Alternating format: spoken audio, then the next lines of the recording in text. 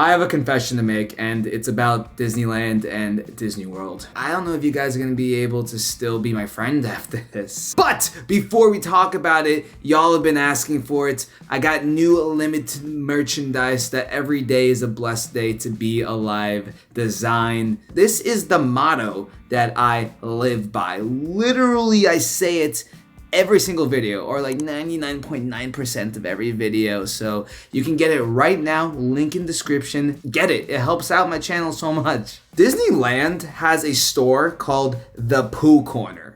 Everyone knows how that sounds, right? I love Disneyland for that. I easily could have just posted my vlog footage and made it another simple last day vlog in Disneyland, but I wanted to go one step further for you guys. 80% of my time in Disneyland, I was alone. Being alone allowed me not only to do what I want, but take in some of the minor details. That's the confession, which I will be talking about at the end of this video, but I challenge all of you to figure out what that confession is. Right off the bat, Galaxy's Edge in Disneyland on the West Coast is 10 times better than the East Coast. I'm sorry, I love Galaxy's Edge here, but there's something in the water over there because, man, the Stormtroopers are just so much more active and their vibes are just so much more fun. I feel like they play along so much more. Even Kylo Ren, he just has more fun. Every time I see a TikTok of the Stormtroopers and Kylo Ren goofing around, it's from Disneyland. And that's not all. They got the Mandalorian months before we did. I'm glad that it finally came over to the East, but you know, we never got Boba Fett, and I just met him the other day. He was awesome. So much cooler in Galaxy's Edge compared to his actual show. Yikes. This is not Walt Disney World's fault. You get more tourists coming to Walt Disney World than Disneyland. On the West Coast, I literally had a whole 2-minute interaction with the Mandalorian and my friend Taya. It was beautiful and I will never forget it. That could have never happened on the East Coast. Basically, the Mandalorian on the East Coast is like Beyonce. Cameras flashing, it's crazy. Disney World has 4 parks, hence the world, while Disneyland has 2, hence the tinier idea. Land, you know, world, land. Disneyland is very similar to Magic Kingdom, which means you're gonna see a lot of similar things. So this was my first time actually visiting Toontown, and I was so pleased. Not only did they keep the spirit of Toontown, they just gave it a nice, like, refurb. It looks so much better. There's a play park for the kids, there's a roller coaster, you can still go on Roger Rabbit's wacky taxi ride, I don't know the name of it, but the newest addition is Mickey and Minnie's Runaway Railway, which is the exact same ride as in Hollywood Studios, but I have something to say about that. It's much better, but you'll understand why at the end of this video. One thing I've never done is meet Mickey Mouse himself, and fortunately, it was a pretty short wait, so I went right in, but I was stunned. His house is not a house. It's a house, but it's also a soundstage and a whole freaking movie theater. Like, you could watch cartoons of Mickey Mouse while waiting for Mickey Mouse. I'm not gonna lie, I let people go by me so I can watch more of those Mickey cartoons. There was one about him running a bullet train in Tokyo. I felt like that was G and I. Anyway, meeting Mickey was awesome. That's one thing you don't have to worry about from either Walt Disney World or Disneyland. It's just one mouse, it's Mickey Mouse, and he's awesome. He was excited to see me again. I told him he got here a lot quicker than I did from Magic Kingdom. You know, I guess it's just that mouse VIP status, but he was really happy and proud of me that I hit 1 million subscribers, and it was a very, very awesome moment. Anyway, here's JoJo praising Disneyland Entertainment again. It's amazing. When you go outside, there's actually this nice little turf area where they have characters roaming, and we were fortunate enough to see Clarabelle. Not only is she amazing, but she deserves more time in the spotlight. She was walking around with a little kid. It was so precious. And if you're hungry and don't have reservations in Disneyland, you can leave and go to Downtown Disney, aka Disney Springs. It was kind of wild because I just met Mickey Mouse, and then fast forward 25 minutes, I'm sitting at a bar having some delicious bruschetta and drinking a beer, and I was so happy about it. I was so content. It was a good break. You would not be able to do that in Walt Disney World. You would have to get on a monorail, get on a bus, and it would take anywhere from 45 minutes to an hour depending on traffic, unless you got like a VIP tour guide. But if you're using a VIP tour guide to go to Disney Springs, then you're wasting your money. Don't do that, please. It was a good break because Taya ended up meeting up with me, and then we headed back into Disneyland. and I witnessed something amazing. They had their fireworks show, and it is new, it is fresh, it is commemorating 100 years of wonder. Here's a little bit of the show, by the way. What's happening? Am I blocking out? What's happening? Taylor, tell me what's happening. I don't know what's happening, okay? And so tonight, we once again invite you to wish upon stars, to step into the unknown, and to join us on this, our wondrous journey. Oh, is it the fireworks show? It's starting? Oh my God! What? We had no idea! Oh my God, we got hit the perfect time. We have to dance. Wait, I wanted to see this. Small, but sometimes the smallest thing can make the biggest changes. This is equivalent to Happily Ever After, I said it. Okay. Have you seen it? No, I've never seen it. So they're not doing fireworks tonight. Oh, it's Mickey. The projections that happen on the castle all happen here too. So you're not really missing much, gotcha. But the Oh, fireworks. Donald. Wow. A gentle stream of energy. I know it's wondrous. From dream to wish to a very first try. From jumping to falling to learning to fly. So go. This music is crazy.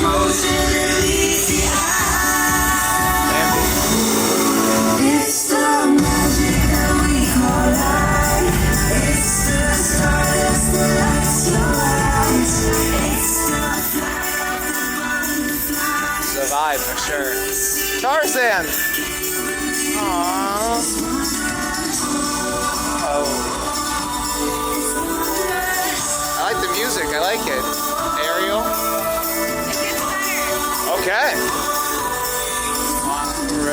The only caveat is that they only do fireworks on the weekend, and it was a weekday, which made me really sad. The whole time I was watching this amazing light show, I was just thinking this would be 10 times better with fireworks. I would even dare to compare it to Happily Ever After. It was giving me the same vibes, but there was just more characters and fun music. Make sure you guys give yourself a weekend day so you can see the fireworks. I haven't seen it. I'm gonna have to go back. And I know. Wait, I love how Polka's here. I remember the deep told me. Dang. Lion King. Listen, we don't got fireworks, but we got Taya.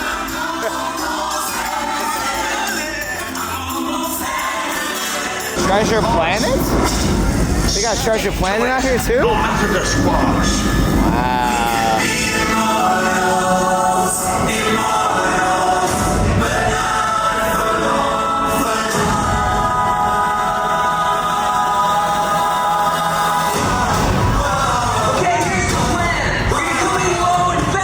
No Baymax? Is that was Baymax part? I'll have to come back. One of my biggest issues with Disneyland is Indiana Jones. Here at Walt Disney World, at Animal Kingdom, we have Dinosaur. It's the same exact ride, it's the same exact track, but Dinosaur like never goes down, or at least I've never seen it go down. And if I want to, I can go on that ride. But Indiana Jones is better. Every day I went, it was down at some point, which is a big inconvenience, not only for me, but for guests. You know, imagine if you only had one day there and it was down. Sucks. Speaking about rides, I've never been on the Haunted Mansion in Disneyland until right now. I like Haunted Mansion in Walt Disney World more. I don't know if it's the garden or just the nostalgia because I used to work there, but I just feel like there's a more fuller experience when you're on it from start to finish. When you go on in Disneyland, there's some empty spaces. Like I saw just random walls with no decorations on it. It kind of took me out of the whole experience of being spooky. I still liked it.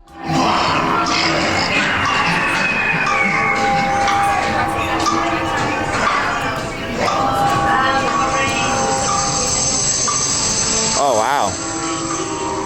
I didn't know that movie. Yeah, her head's moving. Wait, that's so cool. There's like different levels to it. But definitely for me, Walt Disney World's Haunted Mansion takes the cake. Unless it's the holiday overlay, then I mean, come on, Jack Skellington. I wasn't expecting to have such a strong reaction to Mickey and Minnie's Runaway Railway in Disneyland. I was actually not excited to go on it. I almost didn't go on it, but I'm glad I did. Not because of the ride per se, but because of the queue. At Disney's Hollywood Studios, you're going into the Chinese theater, but in Disneyland, in Toontown, you're going to the El Capitan Theater, and it is amazing. Imagineers did a wonderful job with this ride. This is the best example of world building I've seen in a Disney attraction in ages. They have the history of Toontown's hometown theater, where they show off the first ticket they ever sold, the first hot dog they ever sold. Kind of gross. One of the coolest things about this queue, however, is the fact that they take known movies and they transform them into their own world versions, like High School, Goofical 3. So many of these movies I actually would love to watch. I would pay. They should literally make